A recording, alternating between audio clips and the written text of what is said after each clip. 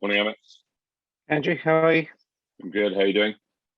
Very good, thank you. It's getting a bit twitchy there. I saw the time crossing over, and I thought, is there some technical glitches There going on? was a slight technical glitch going on, but not with my laptop, but actually with my coffee machine. So I was like, okay, this needs to hurry up. But Yeah, it'd be interesting to kind of ask the question out there, put a poll up, and ask what are the most important things for setup, and aside from your Mac, what else do you need in your zone? And coffee is definitely up there. Yeah, exactly. Especially in my times I'm in at the moment. So yeah, it's all good. So we had a week off. Yes. And that was obviously regionally a bit of a week off, and it seemed like everyone had a week off. How was yours? Have a good one? Yeah, very good, very good. We did a bit of traveling. It was quite nice actually. Driving through European roads and stuff is quite nice. So yeah, Left very or good. right Actually. there? Left or right? Same as Dubai. No, Okay. let's have a think. Oh Christ, do you know what? Yeah, same as Dubai. We're good. Okay, we're good. Although with a manual vehicle, which is interesting. It's the first time I've had to drive a manual for about 16 years. So. Oh yeah, but your legs are aching, right? First couple of days, you kind of forget. It was a little bit embarrassing the first couple of days, but yeah. Kangarooing, good stuff. There we go. Cool. How's your week? Good. Good. Yeah, good. It's we had all kind of blustery storms here, so that kind of cooled the place down a bit. So it was kind of bearable to be outside, which was anyone knows this part of the world. End of July is not the time to be outside, but actually it was quite enjoyable. So all good. But yeah. But we've got a busy day ahead, right? We've got a busy show here. So see people kind of coming in and so hi everyone, familiar faces. Good to have you back after our week break. Hope you all had a good week off as well. We've got some new people jumping in today. So guys, for the newbies who don't know what we do, we essentially kind of run around a few interesting stories just while we wait for people to kind of populate in, and then we kind of take a bit of a dive into our deep dive. And what are we talking about today, Amit? What's on the agenda? Yeah, today is a bit of an old favorite, I guess. It's marketing automation, but really kind of not just talking about automation in the sense of I guess the traditional sense of marketing automation, but more about like what it is today. And really, I guess from our perspective, it's getting really tactical. So it's more about the real kind of applicable kind of uses of marketing automation rather than just talking about marketing automation. I think we want to kind of add as much value as possible here today. Yeah. Perfect. And I think just on that note, if anyone does have any questions as we're kind of going along, feel free to shoot them across. Use the Q&A function. That's typically the best one that we can directly access. So yeah, but great to have everyone on board. And I think yeah, like you said, I think we've got quite a busy show today. So I tell you what we've got more and more people kind of joining the show and jumping in. So I think should we just while we're doing that, should we any kind of news stories, Andrew, that caught your eye this week? Yeah, I've got one that hit me first of all. Old Zuckerberg. So this I found quite interesting, and I'm actually going to read what it is off of the story itself, because it's kind of a bit difficult to grasp what it is. But essentially, Zuckerberg's come out and said that his social network company is now becoming a metaverse company, which I thought was quite interesting. And then kind of straight away I was like, well, what does that mean then, right? So essentially he's kind of told his employees about this new initiative. Future of the company goes far beyond the current projects of building connected social apps and the hardware. Instead, Facebook strives to build an interconnected set of experiences, right? So the metaverse, apparently coined in Snow Crash, which is a sci-fi, it's the convergence of physical, augmented, and virtual reality in a shared online space. So as much as that sounded exciting, it also kind of, I guess, sounded a bit creepy. But they were talking about other companies like Fortnite, Roblox, Animal Crossing, these kind of things where they're starting to introduce some metaverse elements. So this kind of mixed reality, something straight out of Lawnmower Man kind of stuff, for kind of those of an older audience. So yeah, it just caught my eye, and I thought it was interesting that he's kind of come out there and said, you know, we're kind of, this is what we're moving into. You know, and I just wonder if you know, the skeptic in me is like, is he trying to relabel his organization, you know, to because he's obviously been under a lot of fire. So is he looking to relabel himself, or is he genuinely, this is where he believes everything is moving? Yeah, look, I think that's really interesting. I think firstly, I think we're already there with some sort of application. If you look at the WeChats and stuff like that, they're probably looking at that going, well, we've been doing this for years, right? Yeah. You know, Yeah. you know, in terms of everything that you possibly need to kind of exist, you can potentially do on that app. But I think with Facebook now, I don't know about you, but I kind of feel as if when you kind of look at Facebook, say 5 years ago, and they were talking about Facebook's going to be turning into this, you know, kind of business or this company that essentially was following that in that kind of WeChat's path, right? Mm. You know, where you can, everything that you need to do in your life could be done through Facebook. That's right. And it just hasn't happened, right? It hasn't kind of panned out that way. And I think some of the most exciting stuff Facebook are doing now is really kind of through things like WhatsApp and through Instagram as opposed to Facebook, right? Yeah. And I think if you look at it as an organization, maybe some of that's down to these challenges they've had, right? With Zuckerberg spending a lot of time in court. You know, but I like this. I like the fact that this has been the first time in I think ages where he's come out and actually, you know, come out with something bold. Yeah. Kind of, you know, big picture, big thinking, and I quite like that. I think that Facebook's still, you know, obviously massive and will continue to be so, but I think it does need that kind of forward-looking vision. What's interesting, I read an article yesterday. Zuckerberg spends 21 million dollars a year, on personal security, right? Really? Yeah. It's $21 million a year in personal security, which is substantially more. I think it was like 50 or 60% more than what Tim Cook or anyone else in that sort of space spends, right? So it just kind of shows you what's, you know, perhaps going on behind the scenes and where his kind of mindset really is. But interesting. Yeah, I think the thing is that, you know, sometimes, if you said, you know, I think sometimes I forget the guy's only 30, late 30s, 37, 38 years old. He's a young guy, right? I mean, he's kind of, you know, thrust into this position, and as you said, there hasn't been any kind of, you know, grand plans. As it were. I think the last time he came out was talking about Oculus Rift, but I think, you know, yeah, I mean, look, it's good to see and good to see the way things are moving. I think the thing is, if you go and spend some time with, you know, your kids and see how they're interacting in these online spaces, they don't see it as online, offline. It's kind of mixed reality stuff, right? It really is. So I think it's interesting from that perspective, for sure. What caught your eye?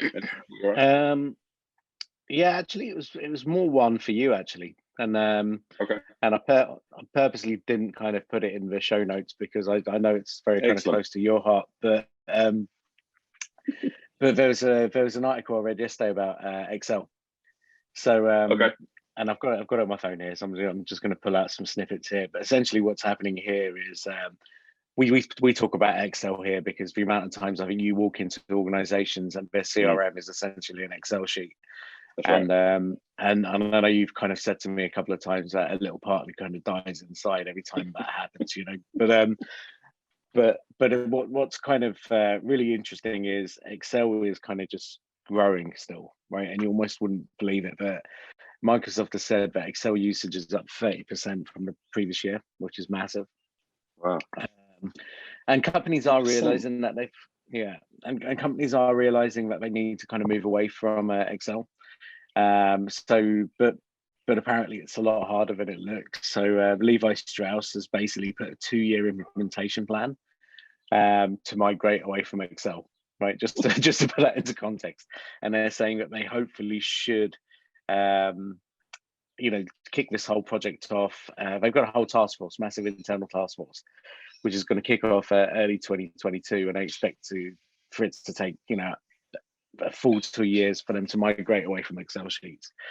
But there's a couple of other things as well. So you look at it, Excel are almost, I mean, Microsoft turned around and said, look, you know, Excel's the most popular programming language in the world because we've got 750 million people who are actually kind of coding on Microsoft. And if you look at JavaScript, for example, there's maybe 10.7 or 10.8 million people. But it's funny, right? I mean, I think so many companies are kind of aware that they need to kind of move away from Excel, be more cloud focused, make sure that that critical information is kind of now live, real time, collaborative, and all that kind of stuff. And you can obviously do things like that with Excel, but yeah, it seems to be a bit of a movement. But yeah, I thought you'd like that one. 2 years. That's a bit of time, isn't it, to move away? I guess the thing is, it's how people. It's interesting. There's a guy I follow on TikTok who he's got a massive following, and it's just hacking Excel. And that's Really? kind of blown me away how what you can do on Excel, because obviously for us it's more about forecasting and budgeting.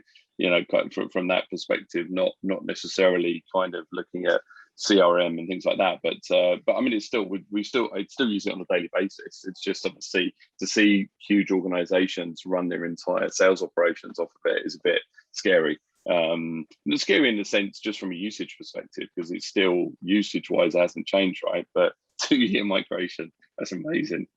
Yeah.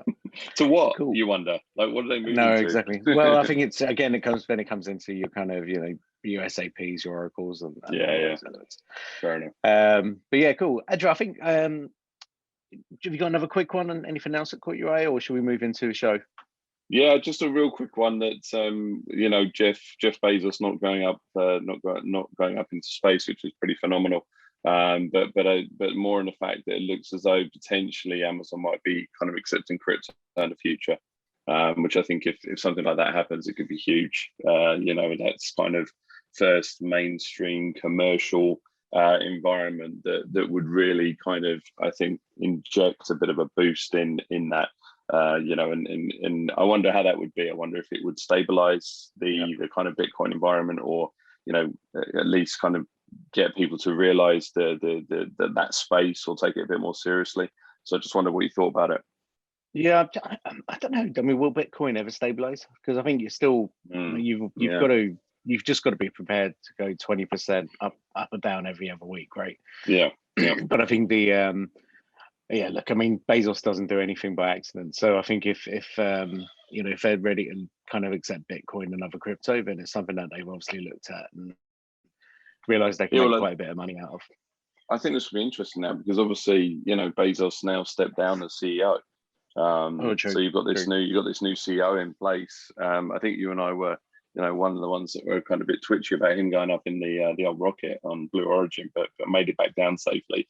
But yeah, now obviously there's somebody else at the helm. So I think it'd be interesting to see how much of a legacy there is there, and how much involvement there still is. Yeah, be good to watch the space anyway. Yeah, I think there's going to be quite a lot of involvement, mate. If I'm honest with you, I don't think he's going to step down in the purest definition of that. No, cool. So look, I think look, this week's topic. Thanks to everyone who's just joined in the last couple of minutes. We'll dive straight into the main topic now. But this one, Andrew, I think we spoke about it right at the very beginning. But when we kind of talk about marketing automation, it's quite funny how this has kind of evolved over time, right? So, and I think I think many of the guys on here, or perhaps don't know or don't know, that we're kind of big HubSpot partners. And when our kind of relationship with HubSpot started, I don't know, 8 or 9 years ago now, I guess. One of the kind of training elements that they spoke about, especially when they were saying, look, if you're going to speak to prospective HubSpot users or companies that are interested in HubSpot, don't tell them but we're a marketing automation platform. That was kind of one of those little snippets that someone in their kind of sales team passed on in one of the trainings. And it was quite funny, because at that time HubSpot was basically calling themselves a marketing automation platform. And I said to them, I was like, well why? It's kind of what you are. And they were like, well, firstly, people don't know what a marketing automation platform is. And it confuses them. And the second reason is, actually, we don't really do much automation. So I was like, okay. Well, cool. That kind of makes sense. Then why we wouldn't go out there and call it that. But I think what's kind of interesting is we still walk into a lot of meetings today where people are like, okay, look, what is kind of marketing automation? not what it is. I think everyone kind of understands what it is, or have a certain level of knowledge with that. But I think one of the questions that they ask us today is, okay, how's it going to help my company, right? And I think that's always, I think that's a very kind of typical question that I get now. I don't know, what's your kind of experience when we're talking very high level marketing automation? Yeah, I think there's still a certain amount of possible misinformation, not in any kind of creepy sense, but just perhaps people kind of think of one thing as marketing automation, and there's sometimes a negativity associated to that because they feel as though it's not personalized, it's not relevant. It's kind of taking control away as well, which in fact is the exact opposite. So I think that there's still some nervousness around some marketing automation, and also I think that it's such a wide topic as well. As you said there, I mean, HubSpot didn't want to talk about it because they felt as they at that time was a bit of a one-trick pony as far as what their automation offered, versus now. But interestingly, one thing that I thought about, actually, we didn't talk in the notes, was something that you introduced me to. So away from the business side, and that's effectively, I guess, marketing automation in a sense, because it was if you remember, you discovered right. if this then that. Yeah. And a lot of the kind of automation piece is built on that. And guys, if you haven't been to IFT, go and check it out. It allows you to connect, tell Alexa to do something, and it will kind of, go and then do something else. But it just that's kind of almost made me think that in its rawest form, marketing automation is if this then that, right? Pretty much. Yeah. I think so. I think there was but the automation piece, I think, is definitely based on kind of creating some workflows, essentially, is what it is, right? But I think back in the day, if I go back to what people were expecting when when they were kind of engaging in any kind of marketing automation, is that they flick a switch and then suddenly there'd be a lot of leads that are coming in, right? And that used to be a comment, okay, we're using HubSpot now, we're in leads, and I'm like, well, this is now you've got a platform that allows you to build a strategy that will do that, but it's just not going to happen when you flick the switch on, right? You've now got to kind of feed the funnel, and I think in those early days, I think people were excited by, okay, there's some automation, ways of automating some tasks there, but perhaps weren't so clear on how that would kind of play out, right? And I think a lot of the clients who've been on the platform now with us for a long time are really kind of seeing the benefits of it over a sort of longer term period, right? In terms of exponential traffic growth and leads coming in now, and cost per leads kind of drastically being reduced to almost zero. Things like that, I think, are the kind of long-term benefits of this. But there's a journey that kind of gets to that. So I thought, Andrew, what we do today is start almost again with we've got a lot of people on the show today, a lot of people we don't know personally. So I thought it might be quite good just to understand, really kind of how people are defining marketing automation today, and then really kind of breaking that down and then showing how tactically that works. So I think we don't want to kind of hide behind any definitions or anything. But I think when we kind of look at the definition of, and we looked at quite a few, it's quite interesting because I think the last time we spoke about this topic was maybe a year ago, and and even then some of those definitions have sort of changed. But the real kind of nuts and bolts of marketing automation today is that essentially what it allows you to do is kind of automate tasks which can be automated, right? So we're not talking about kind of lazy marketing. We're talking about really being very efficient, okay? And what we're talking about with that is kind of almost removing that kind of human error component in this by making sure that we can essentially send the right content using the right communication channel to the right person at exactly the right time, right? That's really, if we break it down, I think it's those kind of four things, right? So first of all, I would repeat that again. So really, it's kind of making sure you've got the right content, and you're going to use the right communication channel, okay? And the right communication channel is ultimately what is the channel that person you're trying to communicate to wants to be communicated with, right?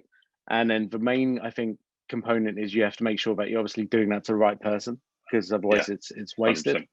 right? And then the last point of that is that you have to do it at the right time. Yeah. So if we're doing it, maybe from a sales perspective, you want to kind of hit the person when they're thinking about buying something, right? You don't want to be you don't want to be kind of reaching out to them 2 weeks too late, essentially, is what we're talking about. Yeah. And I guess the final part of this is you can do this at scale because it's automated, right? Because it's a system and it's a machine that's essentially doing this. So it's not about one person who's typing lots of emails, SMSs, WhatsApp messages, push messages on an app or whatever it is, right? This is all fully automated, where you've got a system that's fully integrated. So I guess that kind of defines it. Do you reckon that's something that, I think, does that make sense to you, Andrew, that we kind of then break down each one of those components? Yeah. I mean, I think communication, individual, and time, right? As you mentioned there, those are the kind of three key points that kind of make for a successful engagement, right? Yeah, and content being the driver of all communication as well, right? Exactly. So, yeah. Okay, cool. So let's break it down. I think again, content, everyone knows what that is, but we'll just, again, very quick summary of what we're talking about when it comes to content. Obviously, everything we're talking about is very kind of digital focused, so we need to kind of stick there right now. And if we have time later, we'll kind of go into the offline piece. But ultimately, what we're talking about is website content, whether that's kind of your website pages, whether that's your blog articles. We're talking about things like ebooks. I guess, Andrew, we're talking about our podcast, our webinar, all of those elements. Yep. Yeah, I think also think about content on some different delivery of devices. So apps, people getting push notifications, that's content that's being kind of delivered to them as well. That may be audio, it may be visual, it may be just something as simple as like an image banner or something. Yeah. And so what these systems do ultimately, again, is to let you track engagement with every single piece of content that you have. Yeah. Right. As long as it's hosted online, it's hosted on your website or in your own assets or whatever it is, even across social or whatever it is, you have the ability to then track engagement of that content. And what a good marketing automation system will do is track all of that engagement on an individual level. So if Andrew is going onto the website and he's visiting 5 or 6 pages of a website, my marketing automation system will basically recognize all of that. And it will tell me, right, Andrew's on this page at this time, and he's now gone onto that page, and now he's gone onto this page. And while he's on this page, he's watched this video. We didn't even mention video there. It's content that's nuts. Yeah. He's watched this video. He's now then downloaded an ebook. He's filled out this form, and then now he's received an email. We didn't even mention email either. So again, now that email's landed. He's got a WhatsApp. Inbox. We didn't talk about WhatsApp. So he's basically, we've sent him an email, but he didn't actually open the email. So instead of sending him an email, another email, we've sent him a WhatsApp message, right? Because Andrew doesn't engage with email. So, basically this is that kind of intelligence for tracking that kind of happens on the individual level. And because that happens on an individual level, we start to kind of understand those communication preferences, right? So how does Andrew like to be communicated to? So we've already seen that he doesn't actually like receiving emails because he doesn't open them. But what he does like, this is there's a little bit of reality in that, isn't there? But basically but what we do know is that Andrew likes WhatsApp, right? And so we, because he shared his phone number with us when he kind of downloaded whatever the ebook, we can now send him a WhatsApp with the same link, for example. And guess what? We can track what he does with that WhatsApp. And it allows us just to, that's a very kind of simple way of looking at it. But you can ultimately use things like SMS and social media and all of these different ways of delivering content, essentially, right? Based on how we know someone engages with us. And I think that's that kind of covers that kind of the content piece in some respect, the communication piece, and again, by automating all of this, it allows us to do it at scale, which I think is the most important thing. So we could be talking to 1,000 Andrews at the very same time because the machine is ultimately doing the work for us, right? Anything I missed there? No, sorry, just it went in and out. I just lost you at the end. Yeah, no, yeah, you're right. So I mean, yeah, that's essentially.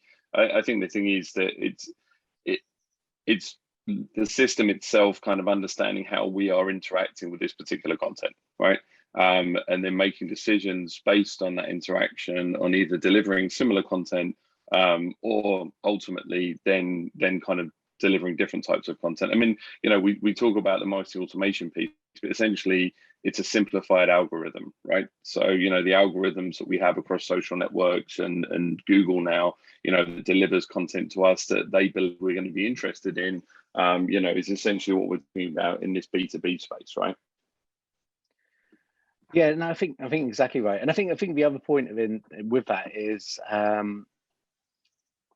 that you start to understand what works for you as a company and what doesn't. And I think that's one of the important things, because I think we've got a lot of clients and people that we speak to who've got lots of content assets, right? But actually they don't know what works for them, right? And when we say works, we're talking about really what works, right? We're talking about how many leads are generated because of that content piece, how much revenue has been generated because of that content piece. And I think again, going back to that ability to track individual engagement with your content because of marketing automation and because of those tracking tools that are kind of a part of that automation piece, I think companies can be very kind of concise in terms of, okay, we need to create this content because every time we use this type of content, we see great ROI from it, right?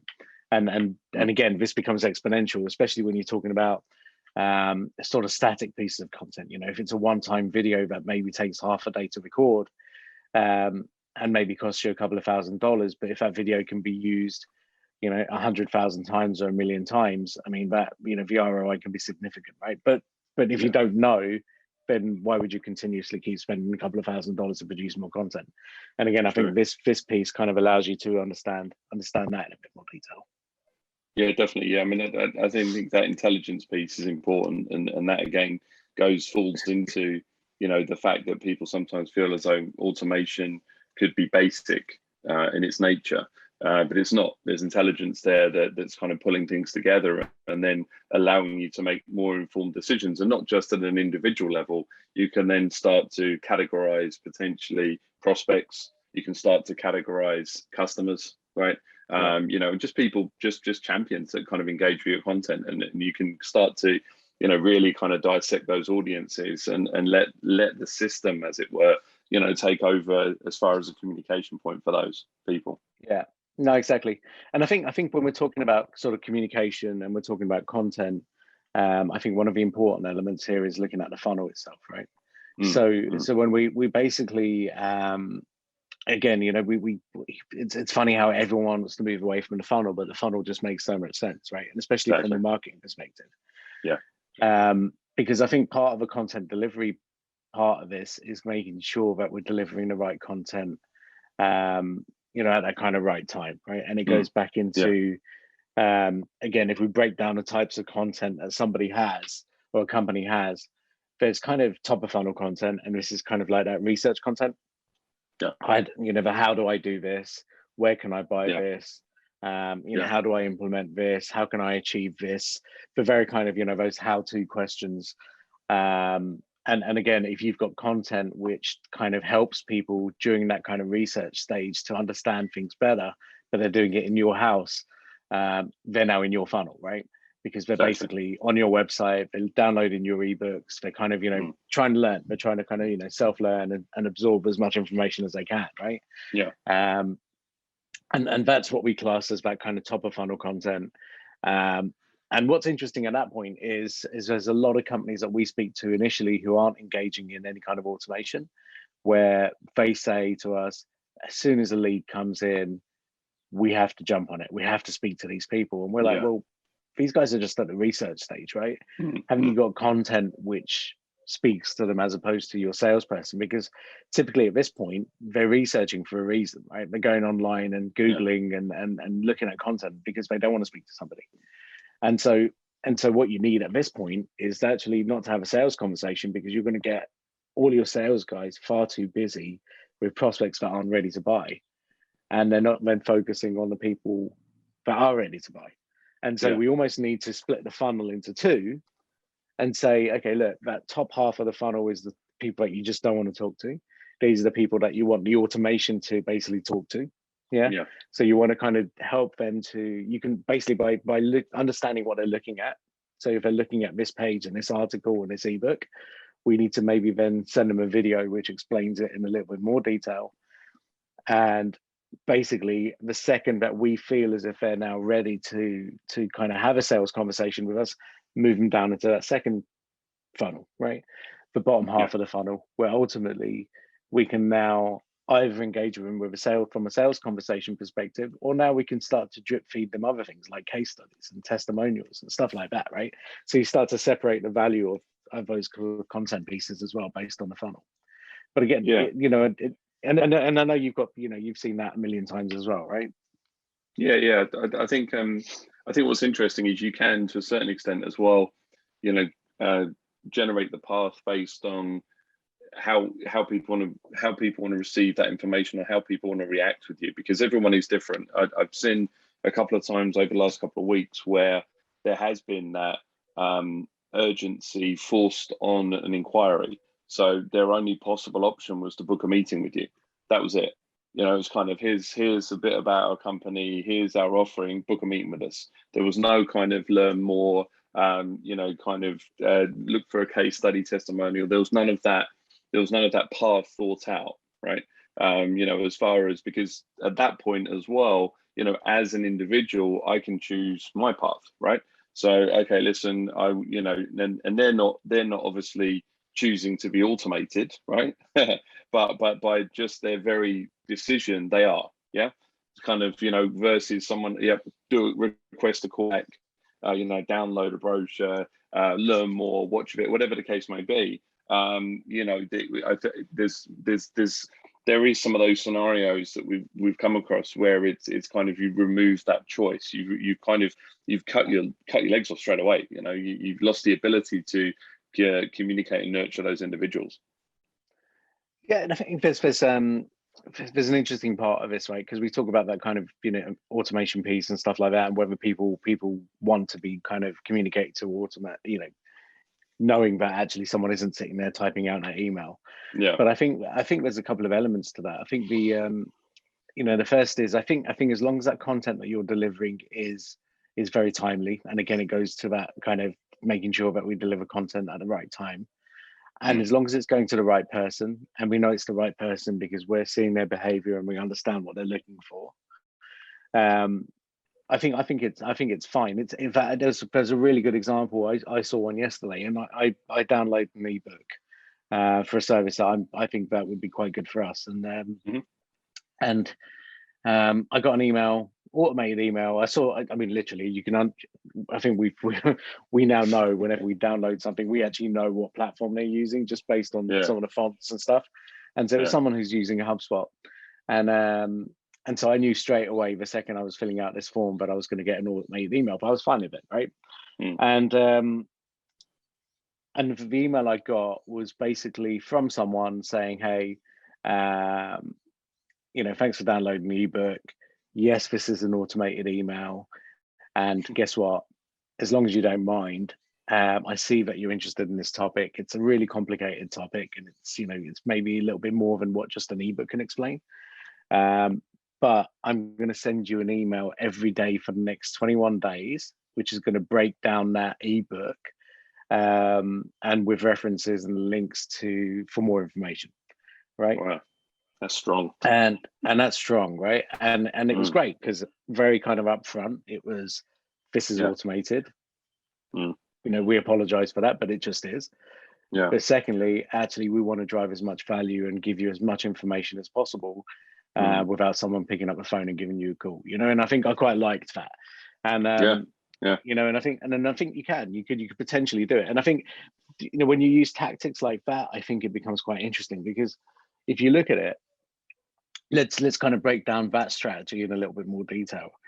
So they're probably saying, right, if I'm going to make a decision on this, perhaps I'm going to make a decision in the next 2 to 4 weeks.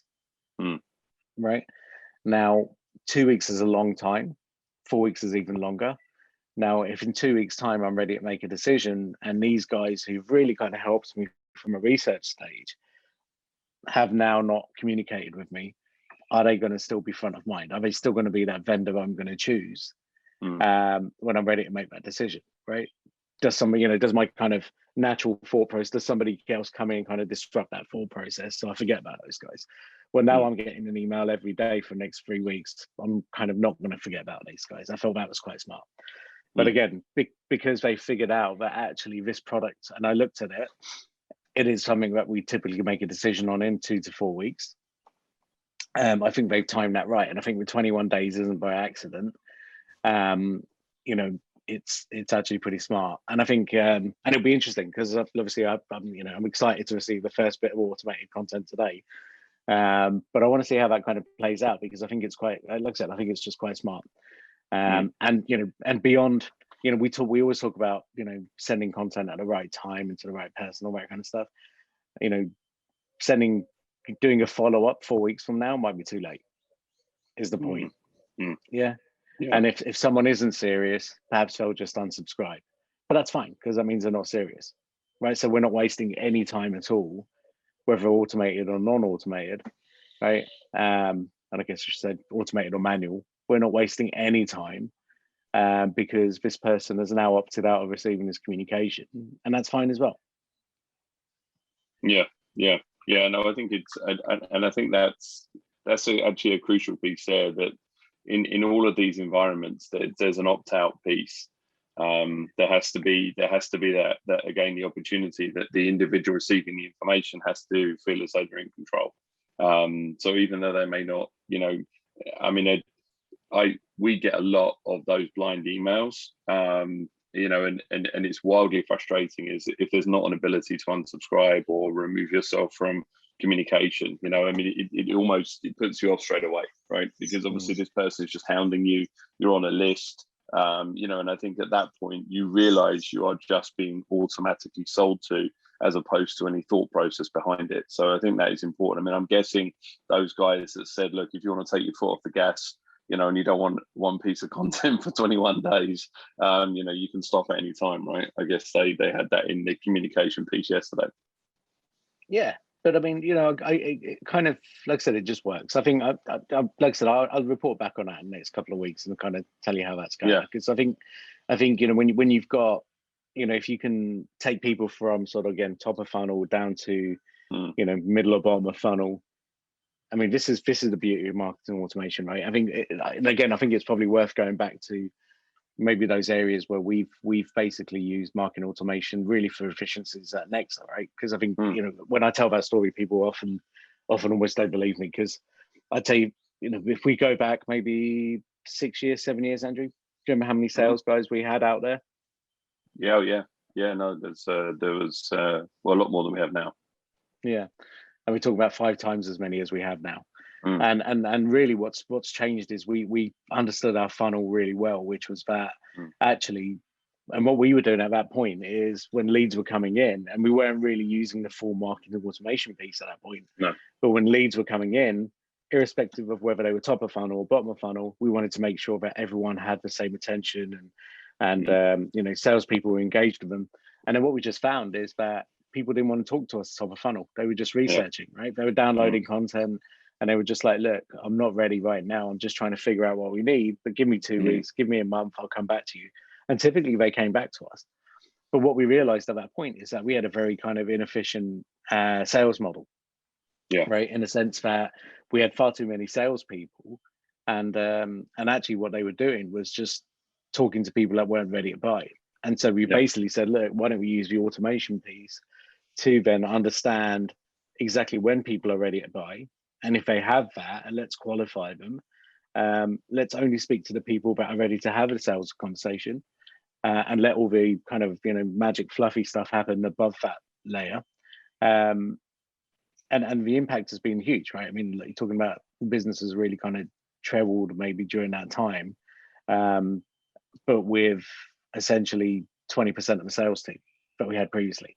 And I think, again, this is when we talk about efficiencies, when we talk about scale, when we talk about all of those elements, this is really where it comes into play, right? If you can get this right, you know, the time saving element is substantial. Yeah, I And thought you would. cost. Yeah, no, I thought you were going in a different direction when you were talking about some of that automation piece. Because I remember a couple of years ago, you know, when we were obviously pre-COVID, we were regularly holding events, you know, through Hugs, so the HubSpot user group, and then also our own events about, you know, kind of similar to this, like where we were kind of sharing knowledge, you know, in those sessions. And the amount of times people come and go, look, you know, Andrew, really appreciate you inviting me. You know, thanks very much for the invitation. And I was like, amazing, yeah, appreciate you coming in. But that had just, you know, in a very raw sense, that had just gone out as an automated, you know, that individual, it's kind of scored well, you know, and that's why they received an invitation for that particular event, right? But unbeknownst to me, that had happened in the background, and obviously that individual, you know, had genuinely thought that I'd obviously sent that mail personally. Which I think, you know, that's kind of for me when there was definitely a moment where I thought, actually, okay, so because sometimes we're very deep in this, so sometimes obviously, you know, when somebody comes from the outside and says, no, I thought that was you, that wasn't you, you know, and at that time they were looking at HubSpot, and we were able to have a kind of an open, honest conversation, right? Pull back behind the curtain of Wizard of Oz and say, well, no, this is what happened in the background. So I think that's, yeah. I think that's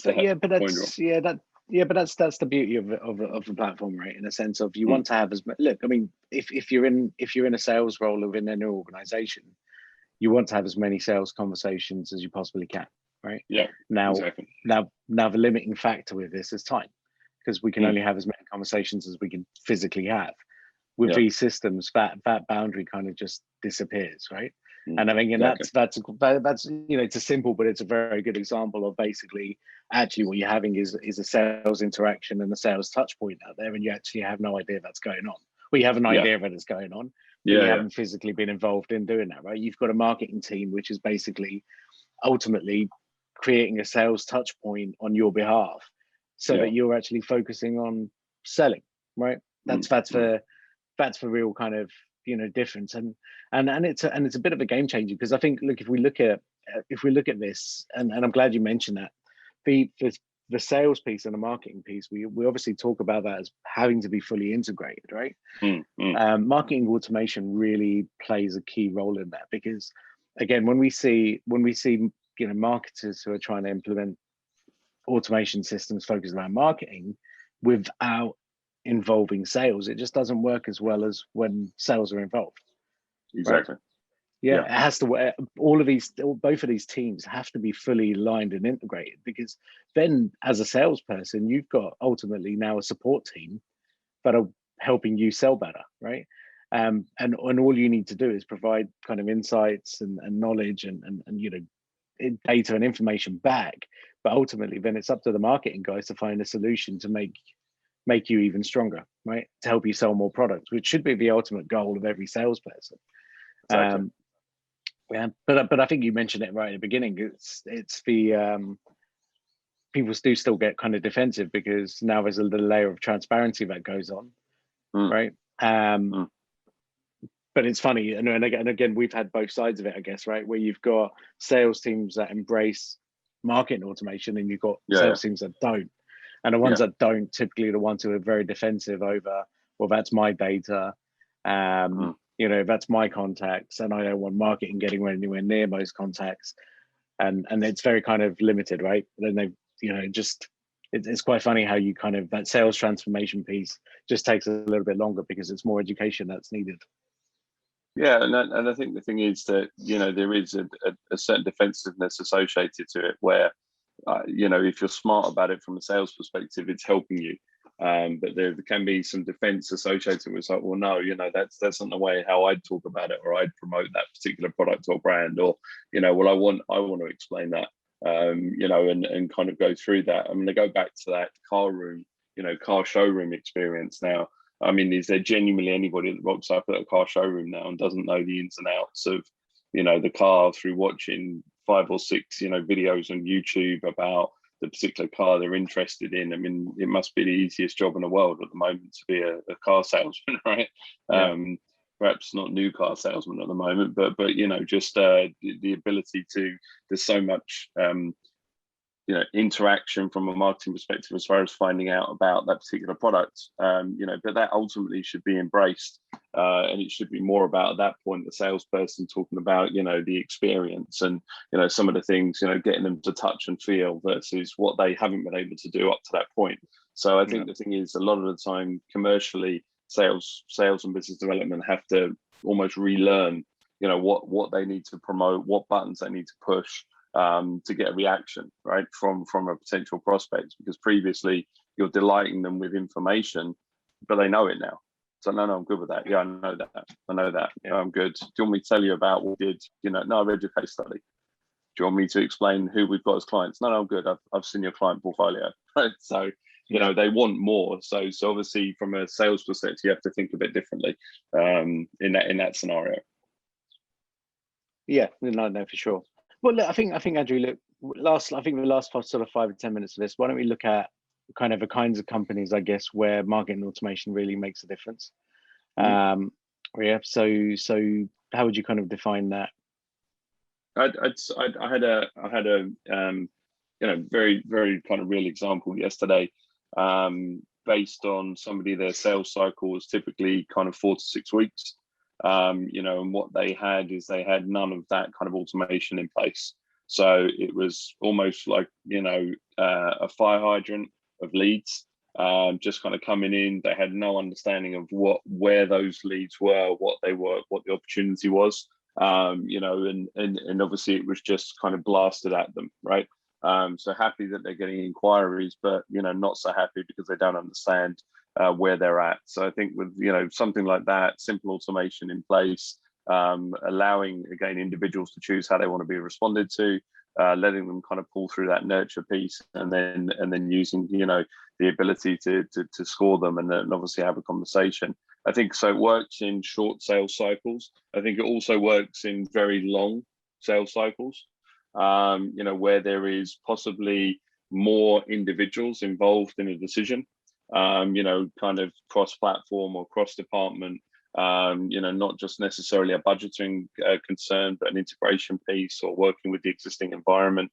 So I think that works well. We've seen it work very well, sales cycles up to 18 months, where quite frankly, when you're dealing with that longer sales cycle, there's just, pure kind of natural, okay, forget about that person, or people kind of rotating in and out from a personnel perspective, and without that automation piece, they also get lost.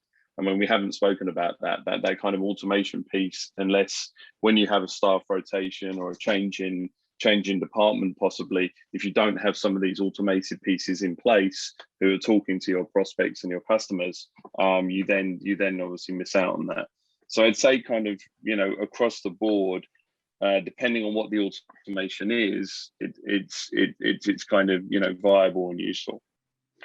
Let's look at that long term piece, because I think there's quite a lot of companies out there that have very long sort of sales cycles, right? And just I think as a practical example of how how automation works for those guys is it can be very kind of basic, and so say for example, let's refer back to that 18-month sales cycle, which is a long time, right? So if you're selling a product that typically takes 1.5 years to sell, a lot can happen between that sort of start time and the end time.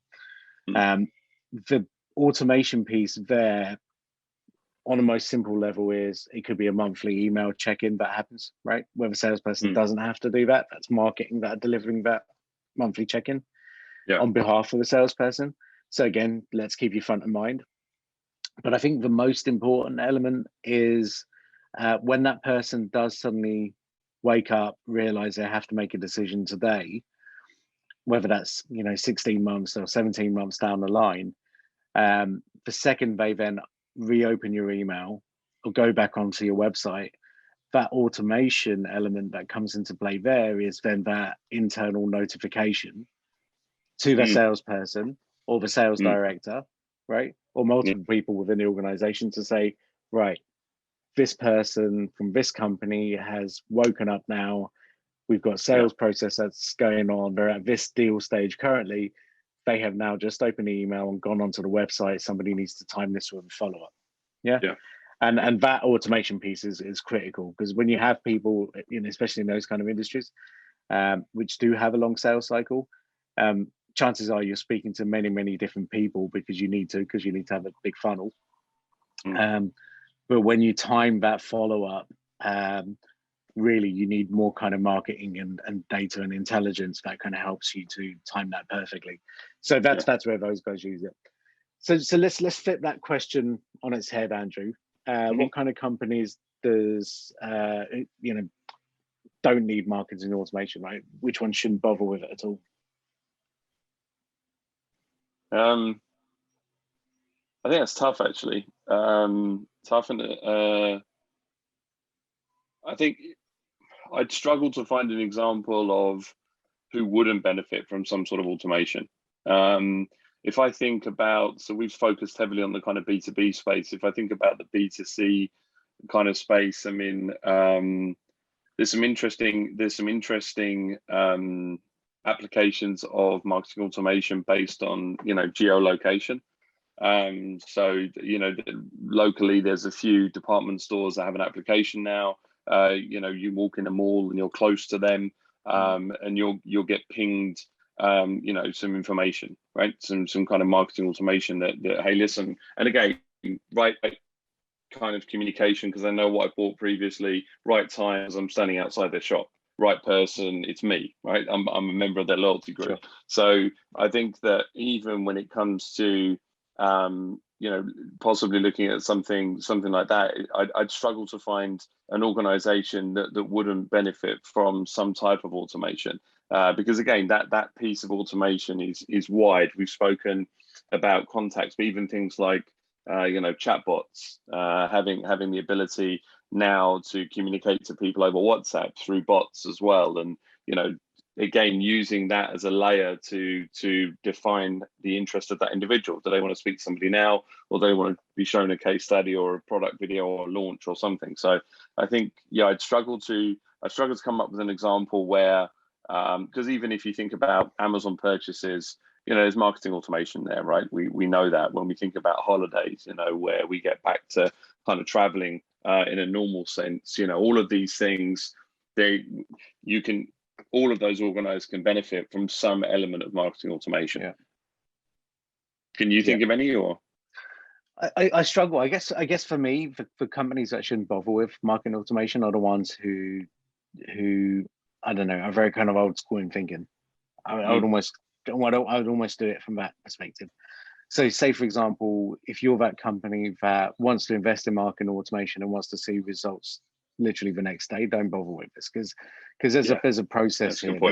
There's data, there's understanding, there's insights, there's work, right? There's if you're not if you want to have this and then not run sales and marketing workshops and not really kind of understand how this works, then don't bother with it, because it won't work for you. And I think that's and again, I'll go back to the early days. That's what people kind of almost expected. They're like, right, I want this, and tomorrow my business is going to dramatically change. Well, it doesn't work like that. I mean, even now, 8 years on, we're still refining everything we do from a marketing automation piece. Even now, we've got 4 people working on a project internally just to refine and redefine everything, because things change, right? User journeys change, people's mindsets change.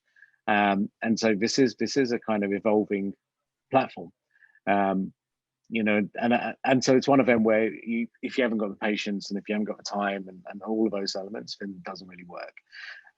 But if you are forward thinking, you realize that actually this will save you immense amounts of time. It will make your business hugely efficient, and in the long run, it will save you thousands and thousands of dollars every year of marketing spend, which is ultimately what it's done for us, right? I think we don't spend any money on lead generation, right? If this, all of our work is kind of front loaded, and now we see the benefits of it because people find us organically, engage with our content, and basically that's how we generate business. Whereas even going back 5-6 years ago, we were spending anywhere between $10,000 and $20,000 a month on Google Ads. I mean, it's a substantial change, right? So it's one of them, I guess, where I think it's more mindset for me, nothing else. No. Yeah, going back to your example with the 21 kind of days of content, that's work. Generating that amount of content in a digestible format that kind of makes sense to people. Someone's built out a plan. That's not just taking a product brochure and slicing it and dicing it. There's real work that's gone into that. So yeah, I think you're right there, mate. We've got I mean, look, as always, we can carry on talking about this for the next hour. But guys, we like to pinch this at the hour mark, and we're kind of 4 minutes away from that. We do have time for a hack of the week this week. So the hack of the week this week is offeo, offeo.com. Phenomenal kind of video editing tool that basically costs about $12 a month. So we'll put it in the chat so you can see that and share that. But again, just from a marketing tool perspective, this is a great kind of cheap platform, as it were, all browser based, allows you to kind of build out these phenomenal animated pieces of content on animations and a whole host of things. So all about kind of reusing content that you already might have. So thought that was a good one based on the fact that we're talking about digesting content. So there we go. Cool. All right, guys. So this episode 4, right? The summer series.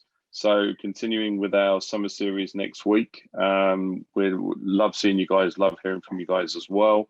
Reach out to myself or Amit on LinkedIn. That's where you can kind of find us if you want to kind of chat. And obviously, as always, any questions that kind of we didn't cover off here, just let us know, and we'll kind of jump on a call with you to run through. But appreciate you watching and listening. Look forward to kind of catching up next week as well, Amit. Yeah. Yeah, likewise. And actually, we've got I think we've got a couple of empty slots at the end of the summer series. So if there's any kind of topics that anyone's really kind of interested in, that we want us to kind of hone in on and talk about, let us know, because like I said, I think this show works, and it's been running now for well over a year now, but it works because we have had so much kind of input from people who've come in and listened and watch it. So yeah, feel free to share any kind of if you want us to talk about something, just let us know. Yeah, excellent, good stuff. All right, mate. Have a great week. I'll see you next week. Bye, everyone. All right, cheers, take care.